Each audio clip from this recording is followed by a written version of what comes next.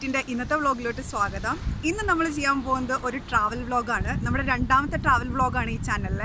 നമ്മൾ പോകാൻ പോകുന്നത് ഓസ്ട്രേലിയയിലുള്ള ഗ്രേറ്റ് ഓഷൻ ഡ്രൈവ് ആണ്. അത് ഏകദേശം 243 കിലോമീറ്റേഴ്സ് നീളമുള്ള ഒരു റോഡാണ്. അതിൻ്റെ പ്രത്യേകത എന്താണെന്ന് വെച്ച് കഴിഞ്ഞാൽ, ഒന്നാം ലോക മഹായുദ്ധത്തിന് ശേഷം ഓസ്ട്രേലിയയിൽ തിരിച്ചു വന്ന പട്ടാളക്കാർ ആ ഒന്നാം ലോക മഹായുദ്ധത്തിൽ പങ്കെടുത്ത് മരിച്ചവരുടെ ഓർമ്മയ്ക്കായിട്ട് വേണ്ടി പണിത ഒരു റോഡാണത്. അപ്പോൾ അതിൻ്റെ കൺസ്ട്രക്ഷനൊക്കെ സ്റ്റാർട്ട് ചെയ്തത് ഒന്നാം ലോക മഹായുദ്ധത്തിന് ശേഷം ഏകദേശം 1919-ലാണ്. പിന്നെ ഇതിൻ്റെ പ്രത്യേകത എന്താണെന്ന് വെച്ച് കഴിഞ്ഞാൽ 16 വർഷമാണ് ആ മൊത്തം റോഡ് കൺസ്ട്രക്ഷൻ കംപ്ലീറ്റ് ചെയ്യാൻ വേണ്ടി അവരെടുത്തത്. 243 കിലോമീറ്റേഴ്സ് എന്ന് പറയുമ്പോൾ നിങ്ങൾക്ക് അറിയാമല്ലോ, അത് കുറേ സിറ്റികളെ കണക്ട് ചെയ്ത് പോകുന്ന ഒരു റോഡാണ്. അപ്പോൾ അതിൻ്റെ സ്റ്റാർട്ടിങ് സിറ്റി എന്ന് പറയുന്നത് ടർക്കിയാണ്. നമ്മളിപ്പോൾ നിൽക്കുന്നത് ടർക്കിയിലാണ്. ഈ സിറ്റിയുടെ പ്രത്യേകത എന്താണെന്ന് വെച്ചാൽ ഫേമസ് ഫോർ ബീച്ച്. ഇപ്പോൾ നിങ്ങൾക്ക് എൻ്റെ ബാക്ക് സൈഡിൽ കാണാം ഈ ടർക്കി ബീച്ച്. ഈ ബീച്ചിൻ്റെ പ്രത്യേകത എന്താണെന്ന് വെച്ച് കഴിഞ്ഞാൽ, ഇത് സർഫിങ് ചെയ്യുന്നവരുടെ, സർഫിങ് ഇഷ്ടമുള്ളവരുടെ ഏറ്റവും ഇഷ്ടപ്പെട്ട സ്ഥലമാണിത്. ഇവിടെ എന്തോ ഈസ്റ്റർ കഴിഞ്ഞ ആ സമയങ്ങളിൽ സർഫിംഗ് കോമ്പറ്റീഷൻസ് നടക്കുന്നുണ്ടെന്നാണ് ഞാൻ ഗൂഗിളിൽ വായിച്ചത്. പിന്നെ വേറൊരു പ്രത്യേകത എന്താണെന്ന് വെച്ചാൽ, നമ്മൾ ഈ ഗ്രേറ്റ് ഓഷൻ ഡ്രൈവിലോട്ട് പോകുമ്പോൾ കുറേ ലുക്ക് ഔട്ട്സ് ഉണ്ട്, കുറേ ബീച്ചസ് ഉണ്ട്. അപ്പം ഞാൻ അവിടെ ഏറ്റവും ബെസ്റ്റായിട്ട് തോന്നുന്ന ലുക്ക് ഔട്ട്സ്, ബെസ്റ്റായിട്ട് തോന്നുന്ന ബീച്ചസ്, അതിൻ്റെയൊക്കെ വീഡിയോസ് എടുത്ത് നിങ്ങളുടെ അടുത്ത് ഷെയർ ചെയ്യാം. ഇപ്പോൾ നിങ്ങളുടെ അടുത്ത് ഷെയർ ചെയ്യാൻ പോകുന്നത് ടർക്കിയിലുള്ള ഞാൻ പറഞ്ഞ സർഫിങ്ങിന് ഫേമസ് ആയിട്ടുള്ള ബീച്ചാണ്. അപ്പോൾ നമുക്ക് ബീച്ചിലെ കുറച്ച് വ്യൂസൊക്കെ കണ്ടു നോക്കാം.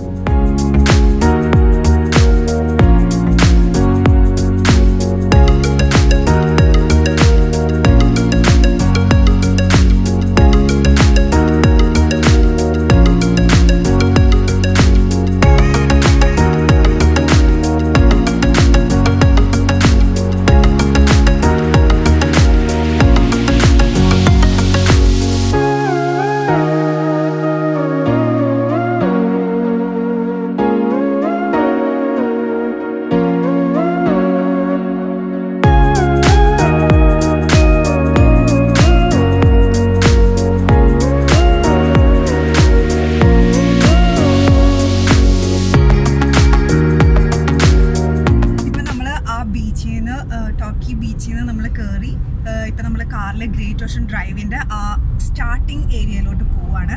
ഇപ്പം നമ്മൾ പോയത് ആ ടർക്കി ബീച്ച്, ആ സിറ്റി, അതിൻ്റെ മെയിൻ ഏരിയാസൊക്കെയാണ്. അതിൻ്റെ വീഡിയോസൊക്കെയാണ് നമുക്ക് കാണിച്ചത്. ഇനി ഞാൻ നിങ്ങൾക്ക് ഗ്രേറ്റ് ഓഷൻ ഡ്രൈവിൻ്റെ ആ മെയിൻ സ്റ്റാർട്ടിങ്, ആ എൻട്രൻസിൽ ചെല്ലുമ്പോൾ അവിടുത്തെ വീഡിയോസ് കാണിച്ചു തരാം കേട്ടോ.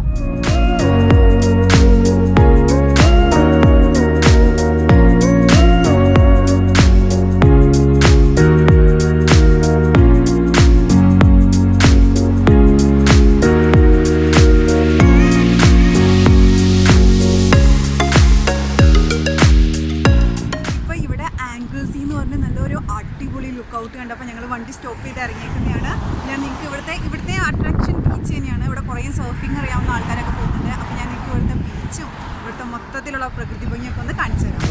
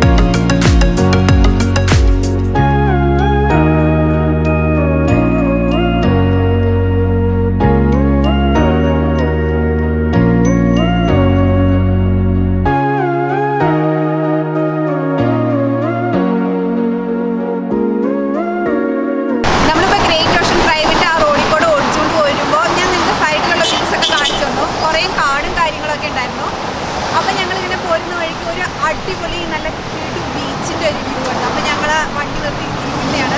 ഇപ്പോൾ എൻ്റെ ബാക്ക് സൈഡിൽ കാണാൻ ഞാൻ കുറച്ചും കൂടെ വ്യൂസൊക്കെ കാണിച്ചു തരാം. പിന്നെ വേറൊരു പ്രത്യേകത എന്താണെന്ന് വെച്ച് കഴിഞ്ഞാൽ, നിങ്ങൾ രണ്ട് സൈഡിലും ഈ റോഡിൻ്റെ വ്യൂസ് കാണിച്ചു തന്നപ്പോൾ ശ്രദ്ധിച്ചിട്ടുണ്ടാവും. ഒരു സൈഡിൽ കൂടുതലും മലയും കാടുമൊക്കെയാണ്. മറ്റേ സൈഡിലെന്ന് വെച്ച് കഴിഞ്ഞാൽ അവർ പാറ പോലത്തെ സ്ഥലമൊക്കെ വെട്ടി ശരിയാക്കിയാണ് ഈ റോഡ് പണിതേക്കുന്നത്.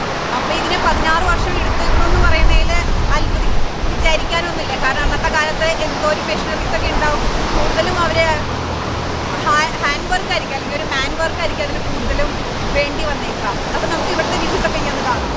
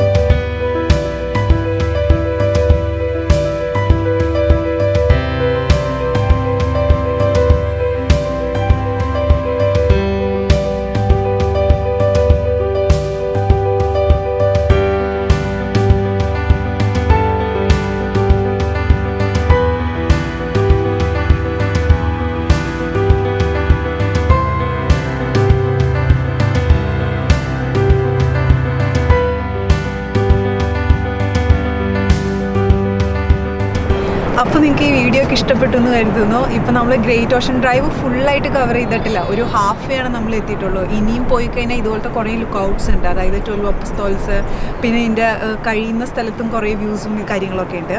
പക്ഷെ അതുവരെ പോകുമ്പോഴത്തേക്കും നമ്മൾ രാത്രി 8 മണിയൊക്കെ ആവും. അപ്പോൾ പിന്നെ ഒത്തിരി ലേറ്റ് ആവും, പിന്നെ തിരിച്ച് വീട്ടിലും എത്താനുള്ളതല്ല. അപ്പോൾ അതുകൊണ്ട് ഞങ്ങൾ ഇവിടം വരെ സ്റ്റോപ്പ് ചെയ്തിട്ട് തിരിച്ചു പോവാണ്. നിങ്ങൾക്ക് ഈ വീഡിയോസ് ഇഷ്ടപ്പെട്ടു എന്ന് കരുതുന്നു. നിങ്ങളുടെ കമൻറ്റ്സ് ഷെയർ ചെയ്യുക, ഫീഡ്ബാക്ക് ഷെയർ ചെയ്യുക. Thank you for watching me. By.